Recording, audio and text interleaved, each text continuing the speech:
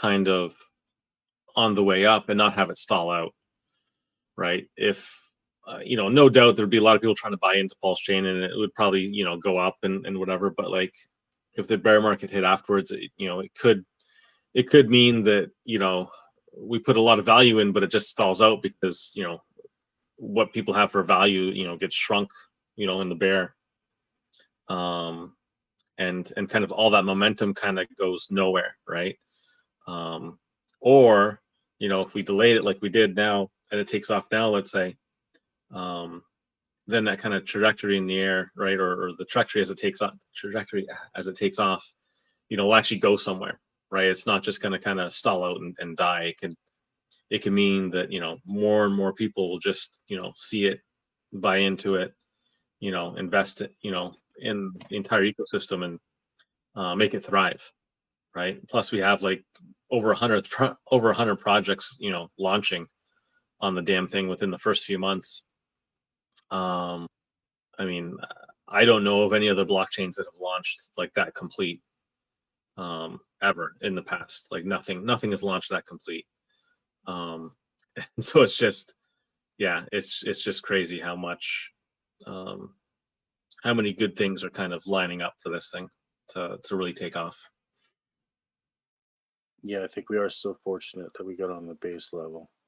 And it's actually fortunate that for people like me who were new to crypto a year and a bit ago, have now got almost a free education in all of this stuff, liquidity,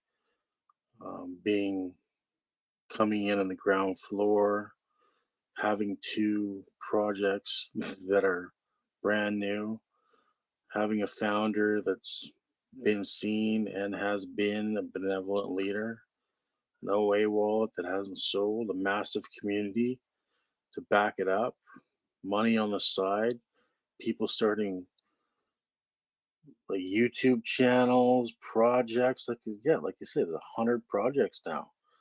Like that's insane. Like this thing is gearing up to be a really good choice. I think this is the 2 investments, well 3 including HEX, but I'm assuming that people are going to FOMO into Pulsechain, but I think PulseX will take a dip and then go like a rocket ship. And I really, I think that. And then I think Pulsechain will catch up. And then I think in a couple of years, once people have held off and made hopefully 1,000x, they'll transfer that into PHEX. I know all the OGs want to get PHEX right away, but I think the other 2 assets starting at 0 will go farther and faster for the first 2 years. But we are in a bear market, so it could be longer than that. But hey, 5 years of my life is not a long time. Yeah. The big thing is just, trying to stay motivated and at your regular job, so you don't, quit too early or whatever it is, right? So much going on here, right? It's just, I don't know.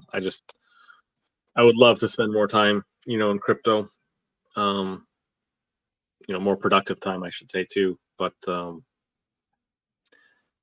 unfortunately, most of us still have a regular day job, and I don't know how, I go into work and half the time I start talking to people about crypto. It's kind of funny. I'm sure they're, sick and tired of it, but we'll see. I do the same. Yeah. Yeah. Just think about this. If we have already Pulsechain live, how many of us probably have been onboarding people? So for now, if Pulsechain have launched already, our main job right now should be probably onboarding people only. And we are still working and working 9 to 5 and whatever, waiting for this for a long time, bro. I know we have to be patient and everything, but I don't know how long it's gonna take, bro.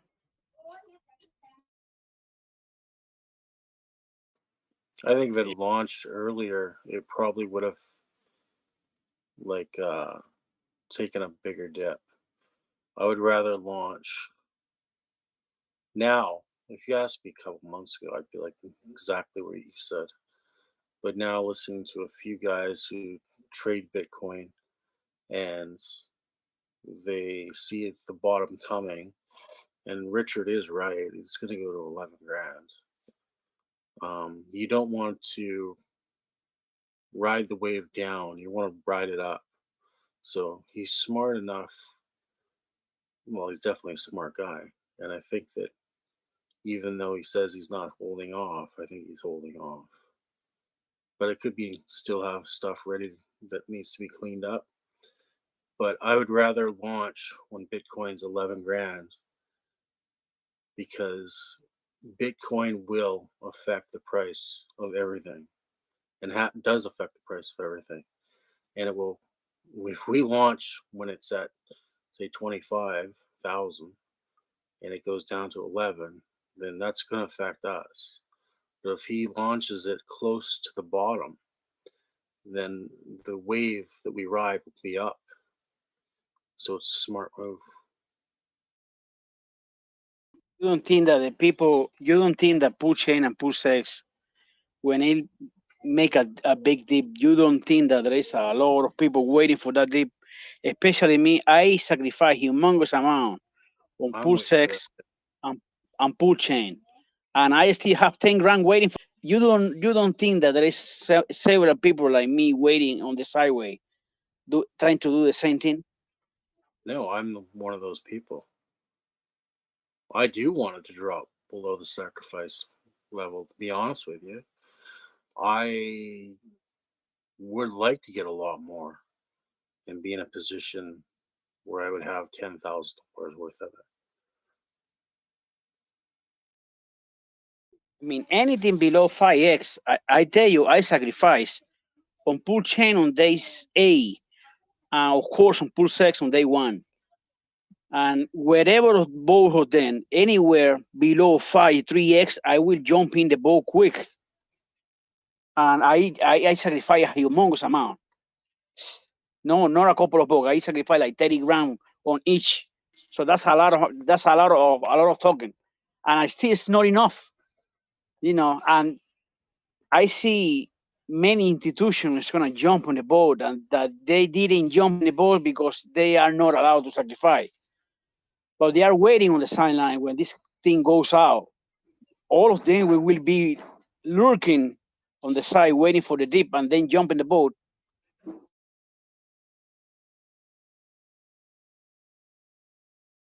Yeah, it's kind of interesting.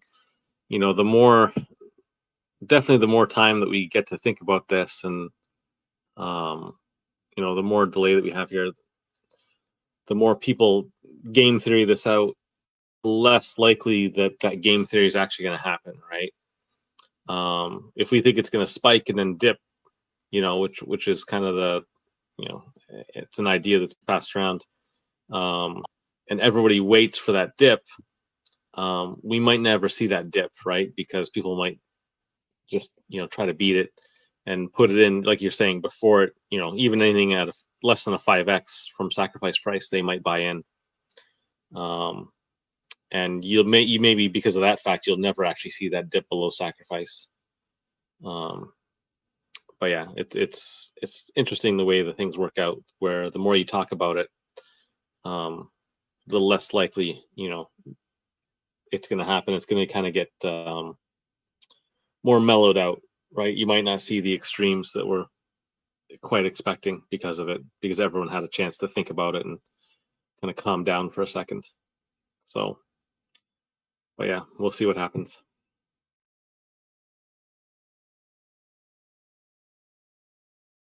Will be interested to see what happened with Bitcoin on this month and September. All this the man gold stuff and everything. It will be really interesting to see what's going on, what will happen. Probably we can see what happened on March 2020. You guys remember that Bitcoin went to the ground.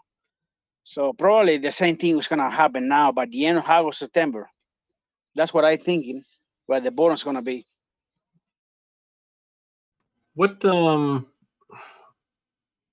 of news is there about the Mountain Gox coins that are supposed to be released? I haven't really followed that. When do we know when they're supposed to come out yet, or no? Does anyone know? They say by the end of the month. Yeah. Yeah. So between, I guess, Bitcoin kind of coming out with all those Mountain Gox coins, stolen coins, and kind of Ethereum doing its launch. I wonder actually, yeah, is Ethereum going to be like a month late? Like it always is, I guess, a month after Bitcoin. So if Bitcoin drops at the end of this month, when the merge happens next month, and they realize the fees don't change, maybe it'll sell like I mentioned earlier. I think the merge is more of like a buy the rumor, sell the news type event.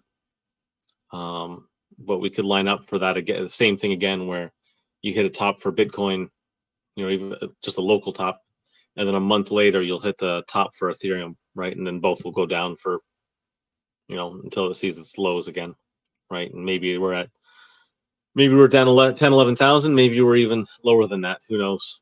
For Bitcoin.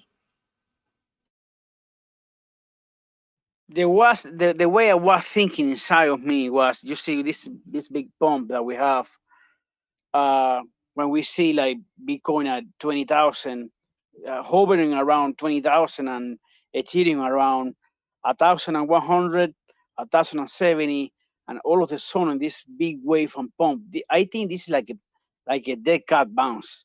So like get all the population like, oh, the market's going up again, so they can dump on the people now when man goes out. Yeah, and I think Ethereum led the way, right? And basically, Ethereum went up because they announced the actual date of the merge, right? And that Friday or whatever it was that weekend that it pumped up, it was basically because of that news, right? And then I think Bitcoin kind of followed after Ethereum in this case, which was interesting, right? Not the other way around, but they're both connected to each other, right? So if one of them goes up for some reason, whether it's just a rumor or whatever, because of the merge, or whatever, they're both going to go up, right? They are still connected. It's just normally you don't see the smaller coin dragging the bigger coin up, right? Usually it's the other way around. You're following the larger coin. But yeah, I think from what I can tell, most of the rise in the price is based off the merge rumor, right? Or the date being announced. So once they figure out that's kind of not going anywhere, then yeah, like you said, it might just be that dead cat bounce and come back down, below 1,000 for Ethereum and below 20 for Bitcoin, for sure.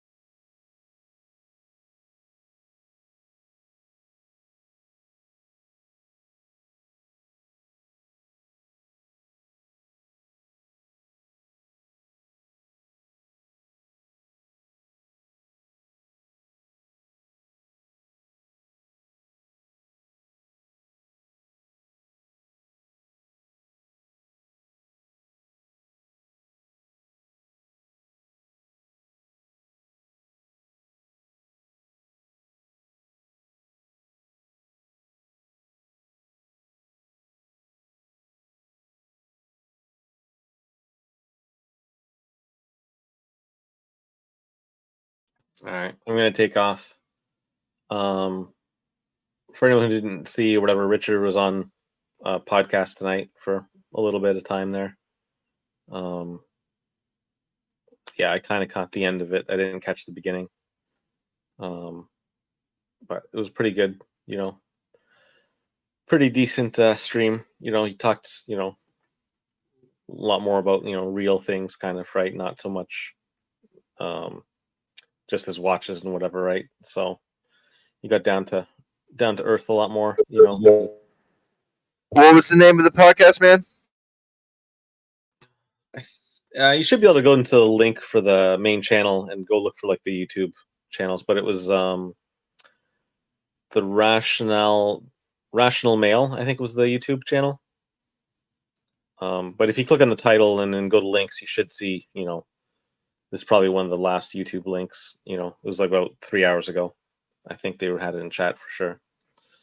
So, but yeah, it was a little bit more down to earth, part of it at least, because Richard's mom,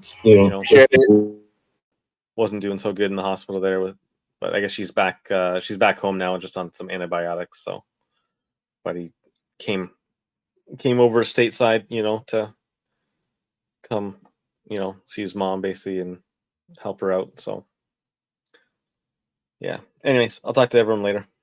See you later, brother.